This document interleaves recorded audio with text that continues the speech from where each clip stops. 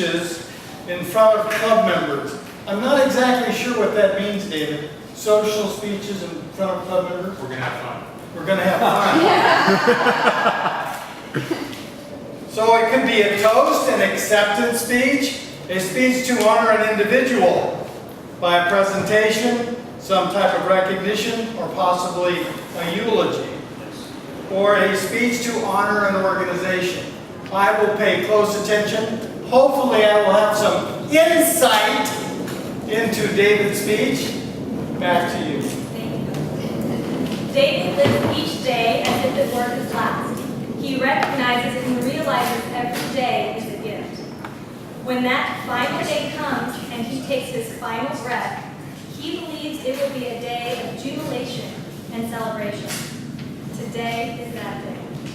Fellow Toastmasters, I welcome David Makela, a life fully lived, David Makela. Amen.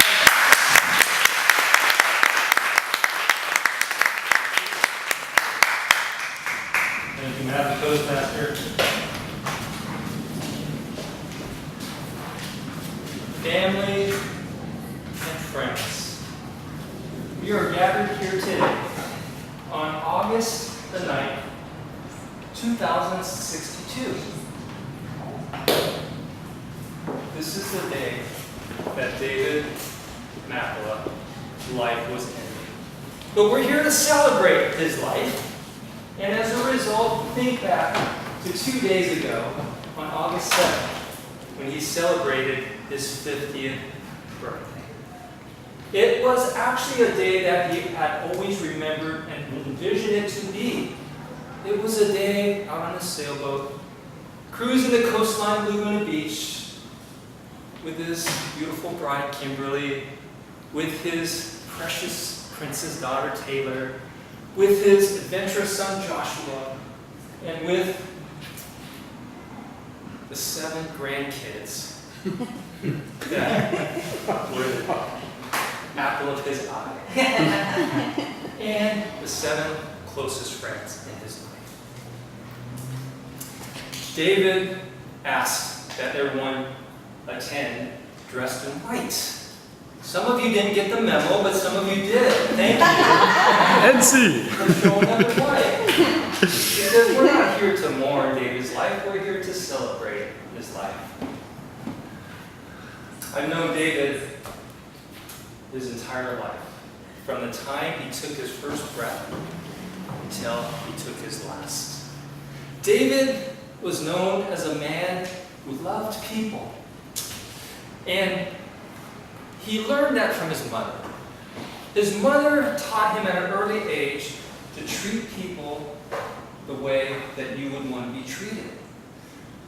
He grew up hearing that from his mom, but he looked around his family and in the world, and he saw so many people not treating each other well, and it grieved his heart so much to the point that it led him to places that he doesn't regret, places that he learned and made a lot of mistakes. Through the years, he had this fear that if he showed up at the end of his life and he met this man who had full potential but didn't live up to that potential, and if he saw him, he would be deeply sad that he didn't live his life to the fullest. I remember the day that David and I walked across Spain. We spent 28 days reflecting on life, trying to figure out the meaning and purpose of life. And I'll never forget the look on his face when the Spanish people came up to him and embraced him as if he was one of their own. He knew that was the very thing that his mother was talking about, to treat people the way that you want to be treated. Do unto others as you would have them do unto you. He was remembering the time that he was in Africa with people that have very little, but yet we give so much. He would ask why. In America, especially California, when we have so much, we give so little. It was a troubling time, these 28 days. Thinking back to Hawaii, when he lived there, and the Hawaiians adopted him as one of their own, even though he was a blonde-haired haole. But he had the name Makela, who they thought was Makela. So he was able to think that he was a Hawaiian. But through those years of reflection and thinking back on those priceless words of his mother, he remembered the gifts that he was given. The gift of a mother and father who loved unconditionally. 7 siblings who loved each other and hated each other at the same time, but in the end loved each other. The gift of a wife, a best friend, a marriage that he felt he didn't deserve, but yet made him the man who he was. The gift of 2 children who were everything that he could ever hope for. The gift of the friends, the people that he met in Laguna Beach here today.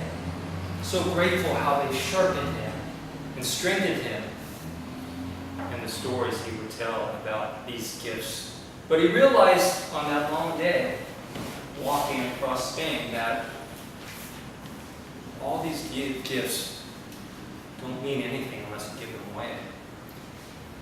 Through the years of building businesses and chasing the American dream, he acquired much, but he lost much. He knew what it was like to live with a lot, knew what it was like to live with little. But in the end, he realized it's all meaningless. It's like chasing after the wind. It comes and it goes.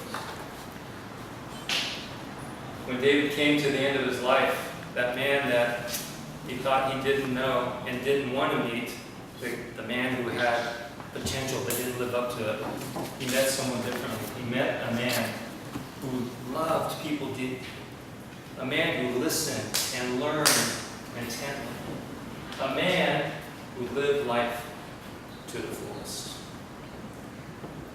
His legacy is not going to be in books or movies, although there might be a few. But the legacy will be in the people that he impacted, the family members, the friends who were by his side that very last day. And before David took his last breath, he whispered into my ears and he said, "It's all meaningless except these 3 truths. Live people fiercely and deeply. Listen and learn intently, and live life fully." And Toastmasters.